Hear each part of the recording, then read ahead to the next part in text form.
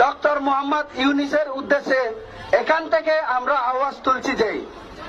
যতক্ষণ অব্দি পার্বত্য চট্টগ্রাম ভারতের অন্তর্ভুক্ত না হয় ততক্ষণ অব্দি সেনাবাহিনী পার্বত্য অঞ্চল থেকে প্রত্যাহার করতে হবে। 3 নম্বর, যতক্ষণ অব্দি পার্বত্য চট্টগ্রাম ভারতের অবিচ্ছেদ্য অংশ কিংবা ভারতের অন্তর্ভুক্ত হচ্ছে না ততক্ষণ অব্দি সেখানে সেনা শাসন এবং গণহত্যা বন্ধ করতে হবে, না হলে এই আন্দোলন আমাদের জারি থাকবে। আর সেখানে যারা আমাদের ভাই বোন, আমাদের জাতি ভাই, বাংলাদেশ পার্বত্য চট্টগ্রাম, খাগড়াছড়ি, দীঘিনালা, পানছড়ি পার্বত্য এলাকাতে যত সংখ্যক আমাদের ভাই বন্ধু রয়েছে,